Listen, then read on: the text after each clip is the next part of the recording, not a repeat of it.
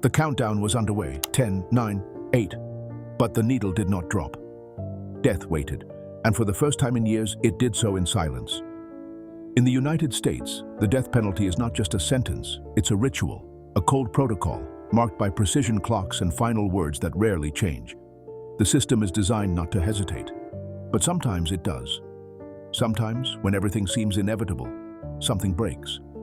A judge hesitates. An appeal arrives. A new testimony emerges, and the lethal machinery stops, just before making contact. In 2025, 43 people had execution dates on the official calendar. Of them, at least 12 were temporarily spared, some just hours away from dying.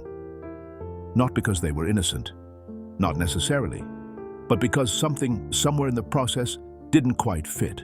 This documentary isn't about the death penalty in the abstract. It's about the men who were minutes away from death and didn't die. It's about what saved them, about the mistakes that were almost left uncorrected, and about a system that, even when it stops, still leaves deep scars. What can stop a state once it has decided to kill? That's the question we will explore, and the answers are more disturbing than they seem. The execution was scheduled for 6 p.m. At 5:47, the phone rang. It was the difference between dying and simply waiting. Texas, March 2025. The state was ready. The lethal injection had been prepared. David Leonard Wood, nicknamed by the media as the killer of the Desert Girls, had a final appointment with death. He had spent more than 30 years on death row, and now, after decades of appeals, rejections, and delays, the final date had arrived. The story of David Wood is one that still terrifies the community of El Paso, Texas. In 1987, at least 6 teenage girls disappeared under similar circumstances. One by one, their lives vanished without a trace, until the earth began to speak. In a desert area of the county, the bodies were found, carelessly buried. All young victims, all with signs of sexual assault, and all linked, directly or indirectly, to the shadowy figure of Wood. Wood already had a criminal record for sexual offenses, and when he was arrested, circumstantial evidence and testimonies pointed to a hidden spiral of violence spanning years. Although forensic evidence was limited, in an era without DNA, the jury didn't take long to convict him. A death sentence was issued, and since then, the date had only been postponed. But in 2025, something unexpected happened. 2 days before the scheduled execution, the Texas Court of Criminal Appeals issued a stay order. The argument: new doubts about the validity of the main testimony against him and allegations of legal incompetence to face execution. Fictional voice of a forensic specialist. If a condemned person can't understand that he's going to die or why the act of executing him is not justice, it's meaningless punishment. Dr. Alan Merrow, fictional recreation based on real evaluations of mental competency in capital cases. A diagnosis of schizophrenia spectrum disorder, ignored for years, was re-evaluated by specialists. His defense team argued that David was no longer fit to be executed, not only physically, but cognitively. And although the victim's family spoke out against the stay, the court chose to uphold the constitutional principle of procedural dignity. 48 hours before his death, David Wood returned to his cell, not as a free man, but still alive. Alabama, January 2025. David Lee Roberts became one of the most controversial names in the American penal system, not only because of his crime, but because of the method with which the state intended to kill him. Roberts was convicted of a murder committed in 1992, a brutal crime in which the victim, a local businessman, was found with signs of torture, bound and beaten to death. The case against him was strong. Physical evidence, indirect witnesses, and contradictory confessions that failed to exonerate him. He was sentenced to death in 1995. But what made this case exceptional wasn't just his criminal record. It was the pending execution in 2025. David Lee Roberts was chosen by the state of Alabama to be the first person executed via nitrogen hypoxia, a new, experimental, and widely criticized method.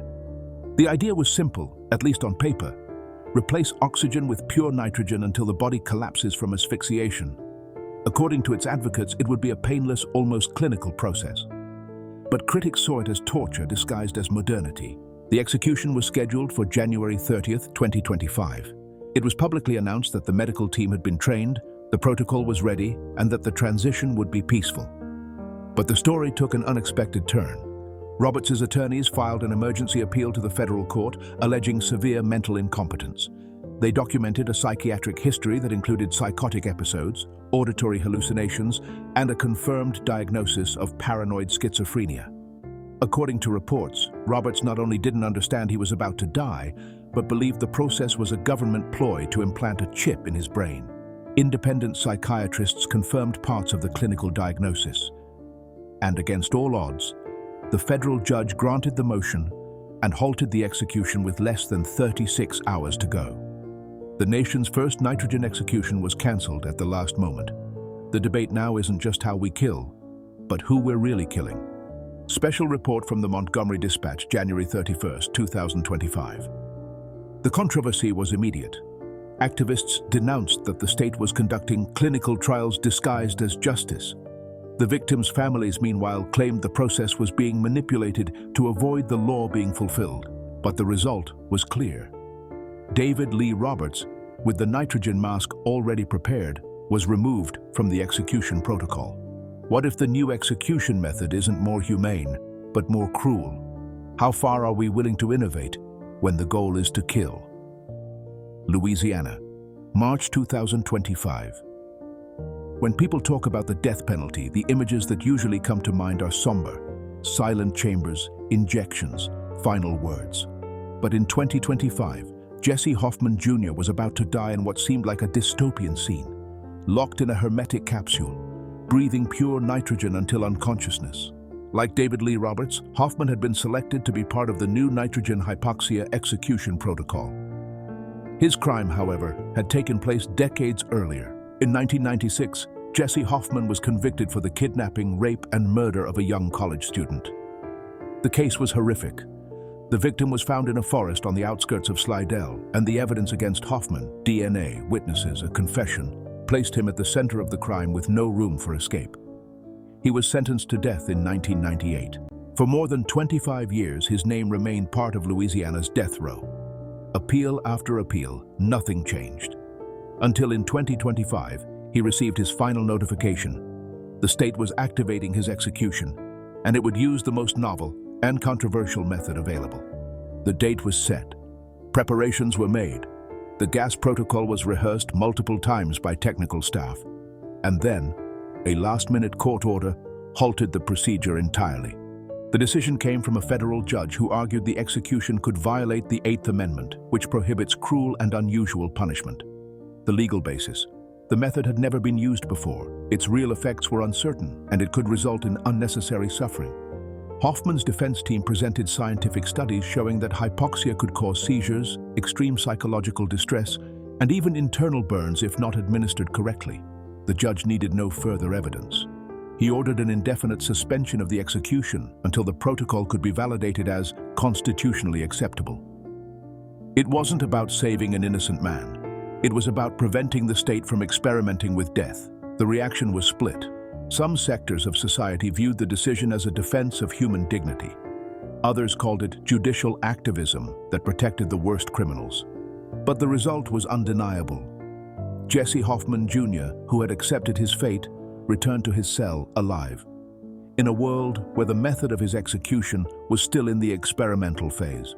What happens when the justice system wants to try a new way of killing and unknowingly becomes a laboratory of suffering? Louisiana, March 2025. Larry Roy's name didn't appear in headlines. He had no macabre nickname like other condemned killers. He wasn't featured in primetime news reports. But in March 2025, his name appeared on the most feared list of all, the active execution calendar. Roy was convicted in 1994 for a double murder. The victims: a couple shot point blank during an armed robbery at their rural store. The evidence was clear, and the motive, according to the prosecution, was simple. Larry Roy never denied being present, but maintained throughout the trial that he wasn't the one who pulled the trigger. His partner, who died before the trial, was the alleged shooter, according to the defense. The jury didn't buy that version. In 1996, Roy was sentenced to death and sent to death row at Angola State Prison. He spent almost 3 decades there, in extreme isolation, appealing again and again. And quietly, without media attention, his execution order was reactivated for March 2025. But what no one expected was that his defense would prove something shocking. His execution had been illegally scheduled. The Louisiana Supreme Court was clear. Roy still had pending appeals in federal courts, and his execution had been ordered without exhausting all the legal remedies available to him. The state, eager to clear death row, had moved up the date without respecting due process. In the United States, even the guilty have the right to defend themselves to the last breath. Skipping that step means executing the system, not just the man. The execution was suspended with less than a week to spare. The state's attorney general objected, claiming it was a delaying tactic, but the court held firm. And although Roy was not declared innocent, he wasn't executed either. He returned to his cell silently. No cameras waited for him. No activists celebrated. But he was alive. And for now, the countdown had stopped. Can a bureaucratic error save a life? And what does that say about a system that prides itself on being infallible? The first thing that stands out when examining these 4 cases is a series of recurring patterns that, despite superficial differences in their stories, converge into the same unsettling reality. First, socioeconomic background and marginalization. All 4 men come from backgrounds marked by poverty, lack of access to quality education, and limited support systems. This reality not only shaped their life trajectories, but also directly influenced how they were judged. In many cases, the legal defense was inadequate or insufficient due to limited resources, leaving them vulnerable to judicial errors. Social marginalization is a silent yet powerful factor that permeates the penal system, influencing decisions from the police station to the courtroom. Second, errors and doubts in the evidence. These executions were halted just at the last moment, not by mere chance, but because elements emerged that called into question the solidity of the evidence. Inconsistent or manipulated testimonies, late revelations of contradictory forensic evidence, discovery of new evidence that could exonerate them. This shows the fragility of the criminal process and how even in high-profile cases, the possibility of error is real and persistent. 3. Public opinion and post-conviction legal defense. In every case, the pressure from human rights groups, media, or specialized attorneys played a crucial role in stopping the execution. National or international complaints about the lack of due process guarantees. Social mobilization that generated public debate and questioned the legitimacy of the sentences. Access to new legal resources, such as appeals based on recent rulings or new evidence. This illustrates a system that, while rigid, is permeable to external influences when the pressure is strong enough. 4. What the system reveals. Altogether, these circumstances expose several structural failures and ethical dilemmas. The inherent risk of the death penalty, a system with flaws, marginalization, and likely errors, cannot ensure executions are fair and final. Inequality before the law. Effective defense often depends on socioeconomic status, leaving the most vulnerable at a disadvantage. A half-functional system. It's a framework that, in theory, seeks justice, but in practice reveals fragility and human or institutional error. 4 men, 4 death sentences, 4 executions stopped at the last second. What connects their stories? What was able to stop the guillotine when everything seemed decided? Beyond personal drama, their cases form a disturbing pattern that reveals the hidden cracks in a system that claims to be just, but can fail when least expected. First, what do these men have in common?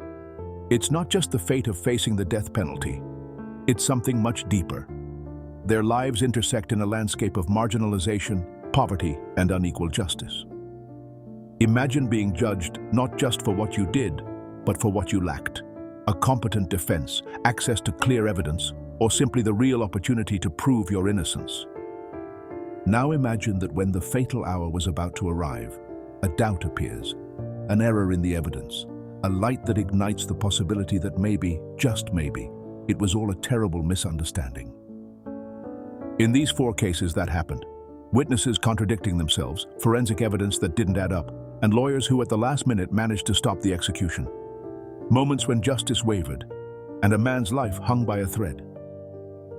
But it wasn't just luck or science that stopped the executions. Behind every pause, there's a story of struggle, activists, family members, journalists, and lawyers who refused to accept silence, who raised their voices for the world to hear. Because when the system fails, social pressure can be the last barrier between life and death. What does this tell us about a system that condemns people to death? That it's imperfect, that its errors can be irreversible, that justice, when not applied fairly, becomes a sentence not only for the accused, but for all of society. And therein lies the dilemma. Can a just system afford to be wrong with the death penalty? What did these men do? Who stood behind the defense that changed their fate? Don't miss it. These lines capture the essence of a battle few understand, the fight against the clock, against a sealed fate. Stopping an execution is not merely a stroke of luck. It is a delicate and dangerous dance between desperation and hope. It requires a meticulous strategy where every move counts, and silence is often the most powerful weapon. It's not just about finding a legal loophole, but about weaving an invisible support network within a system designed for relentlessness. For these 4 men, the harshest sentence was only the beginning of their ordeal. With time running out and the metaphorical noose tightening, their true test was discovering whether humanity could flourish in the driest corners of justice. They had to seek allies not only among those with power and influence, but also within the consciences of individuals who, despite the system's pressures, dared to look beyond the case file. In a framework that seemed to have sentenced them in advance, every letter sent, every call made, and every door knocked on became an act of faith. It was an odyssey through bureaucracy and indifference, where the slightest sign of compassion became a beacon in the darkness. Who were those allies? Tenacious lawyers, tireless activists, or perhaps new scientific advances that changed everything? In one case, an inexperienced lawyer became the last lifeline when he discovered misinterpreted forensic evidence. In another, a mother's voice that never stopped fighting echoed all the way to the courts. But it wasn't just luck or perseverance. It was the combination of new technologies, like DNA analysis, and the ability to question dubious testimony that opened the door to reasonable doubt. In a world where every second counts, that tiny detail changed the course of history and stopped the ticking clock. And while for some this was a victory, it also revealed an uncomfortable truth. How many others didn't get that second chance? The death penalty is not just a punishment, it's a game of chance with human lives. And every time an execution is stopped, it becomes clear that the system is far from infallible. What does this pattern reveal about the justice system as a whole? Are we truly facing justice, or a system with flaws that could cost innocent lives? 4 cases, 4 halted executions. At first glance, it might seem like a decisive victory, a testament to the power of justice and perseverance. But what does it say about the system that sentenced them in the first place? The halting of an execution, however heroic the fight, is also a chilling reminder that an irreversible error, a catastrophic failure, was narrowly avoided. Each life saved from lethal injection or the gallows is a mirror reflecting the deep cracks in the foundation of our justice delivery. The reality is that these cases are not exceptions, isolated sparks of hope in the darkness, but clear symptoms of a system suffering from deep-rooted structural problems. They are the fever of a chronic illness, not the illness itself. They show that the presumption of innocence can be fragile, that access to adequate defense is a privilege and not a universally guaranteed right, and that bias, conscious or unconscious, can tilt the scales devastatingly. The existence of these 4 miracles, if they can be called that, does not absolve the system. Rather, it condemns it by exposing its vulnerability to human fallibility and its own imperfections. They force us to ask, how many others, with less luck or no allies, failed to stop the clock? First, justice is not the same for everyone. The economic factor weighs more than we imagine. The quality of legal defense often depends on money and resources, not on the truth. How can we trust a verdict when the lawyer defending you has no time, experience, or tools to challenge every piece of evidence? Furthermore, evidence, which should be the foundation of every conviction, can be manipulated, misinterpreted, or just plain wrong. In these 4 cases, forensic science was decisive, but also imperfect. And when a system relies on evidence that isn't infallible, justice becomes a dangerous gamble. And we can't forget the external pressure. Without activists, the media, and committed lawyers, those executions would not have been stopped. This reveals that the system alone does not guarantee justice. Constant oversight, reform, and transparency are necessary to prevent fatal errors. So, what do we learn? That the death penalty is not just a legal issue, but a mirror of social inequalities and institutional failures. An imperfect system with probable errors, with human lives at stake. And the lingering question remains: are we willing to accept that, in the name of justice, error can be irreversible? Let's address the human impact behind these stories, the families, the victims, and the legacy these cases leave behind. Because beyond the system, there are lives that cannot be forgotten. Behind every sentence, behind every halted execution, there's a story that doesn't appear in the court records. Stories of shattered families, of children who grew up without a father, of mothers who never stopped waiting for a call, of victims who also carry the weight of pain and uncertainty. In these 4 cases, hope and fear intertwine like a knot hard to unravel.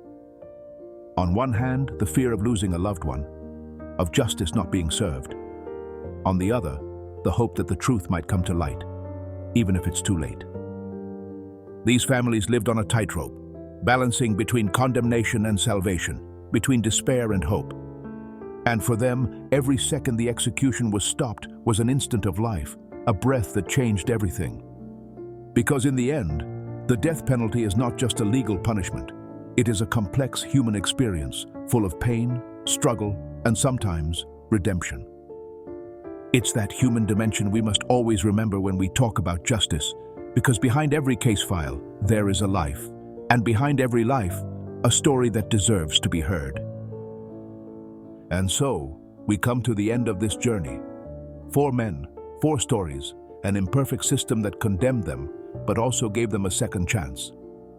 Justice is a difficult path, but it is our responsibility to demand that it be fair, humane, and irreversible only when the truth is clear. Thank you for joining me in this investigation. See you in the next video.